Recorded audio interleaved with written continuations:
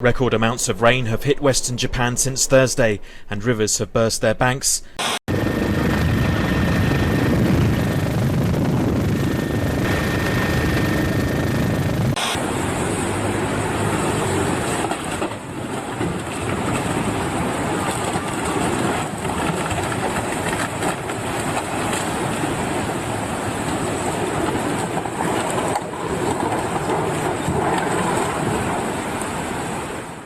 What's up guys, in today's video I wanted to address the recent floods that have hit southwestern Japan. First of all, both Ali and I are fine, our apartments are fine, and there hasn't been any damage to our surrounding areas, so we were lucky.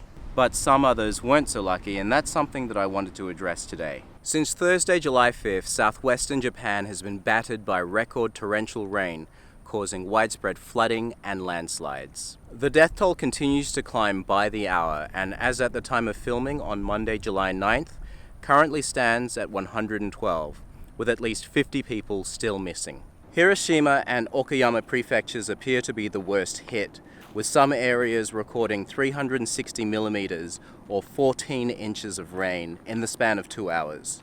That's 1.5 months of rain in 2 hours. Evacuation orders were given to some 5.9 million people across 19 of Japan's 47 prefectures. As of Sunday afternoon, approximately 30,000 people were staying in evacuation centers.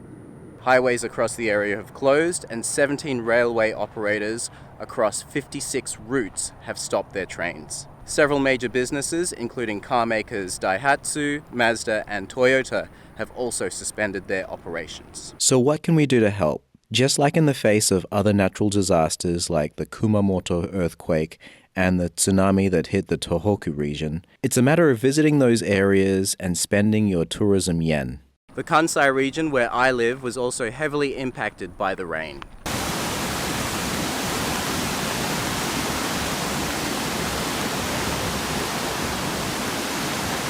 So this is my local river right now.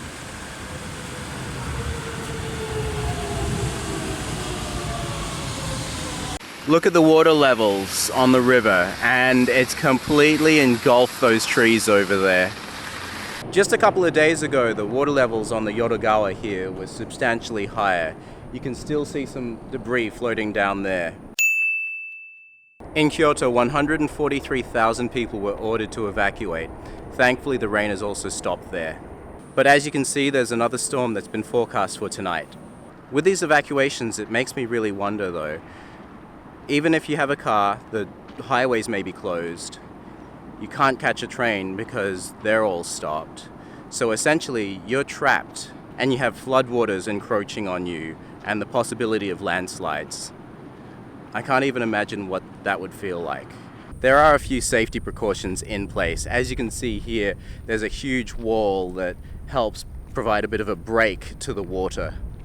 As for my personal experience, I work as an ALT for a dispatch company. That's an assistant language teacher for a dispatch company that sends you to junior high schools and elementary schools. So they're my boss and I report to them, not the schools. And their company policy is that unless the school tells them otherwise, it's business as usual. So even if you have massive torrential rain that soaks through your clothing as you walk to school, as was the case with me, you still need to go to work and you won't know what the status is until you get there. When I got to school, it was so quiet you could hear a pin drop. I went into the teacher's room and was told that we'd have to wait until 9 o'clock to confirm if classes had really been cancelled. So up until that point, first period was cancelled, but we had to wait for a weather alert to find out whether we would continue to teach that day or not. It turned out that come 9 o'clock, classes for the day had been cancelled. In situations like this as well, the company policy is that you either stay for the day and keep yourself busy, prepare for lessons, or if you want to go home, then you have to take an annual leave day or a half day, which is absolutely ridiculous. In the end, that was something that I ended up doing. I took a half day of annual leave. So by around 1 o'clock, I went to the train station, and I was able to catch a train. Quite a few trains had been cancelled that day because of the rain, and I was able to catch one of the local trains back to my home station. Not such a big deal, extra 5 minutes of travel time. Come Friday, it was the same deal. The train that I ended up catching in the morning had already been delayed by half an hour. It was a local, which meant that I was going to be a little bit late for work. Add to that the fact that it was pouring with rain. It took me a bit of extra time to get to work. Something else that you have to do in situations like that is you have to get something called an enchaku shomeisho, which is a train delay notice from the train station. You take that and show it to your vice principal and then also send a copy to the company. When I finally arrived at work with shoes and socks and trousers all completely soaked, my homeroom teacher at the elementary school said, "I thought you were going to take the day off." And then I had to explain to her the ridiculous company policy that we've got in times like that. But this ridiculous company policy is something that's incredibly common. So many companies in Japan do this. It's business as usual, even in times of natural disaster. Image is everything in Japan, and it's all about keeping up appearances. There's also the culture of gambarimasu, which means doing one's best, even despite the circumstances. This toxic imbalance between work and life is literally killing Japanese people every year. There's even a term for it. It's called karoshi, which means death due to overwork. It's a really serious problem, and something that I don't think will change unless there's a complete overhaul of Japan's working culture. And sadly, I don't see that happening. So again, on Friday morning, I had to go through the rigmarole of getting approval from my company to get the rest of the day off. I had to wait several hours to get that approval, and by midday, I was able to leave work.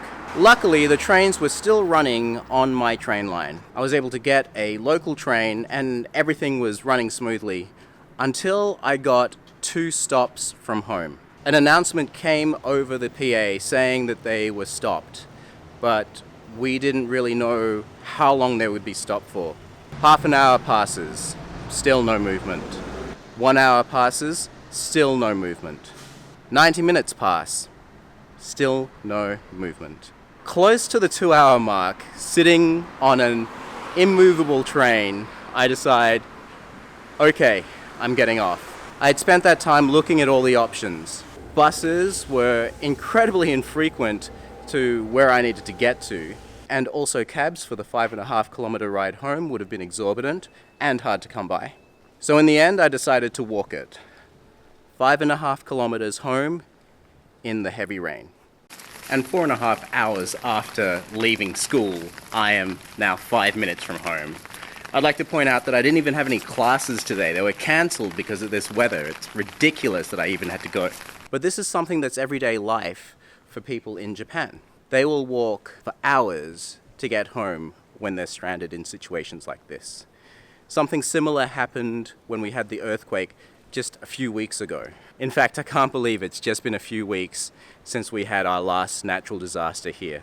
Something else that I find incredibly unfair is certain companies, like Eikaiwa companies, that have native-speaking staff and Japanese staff.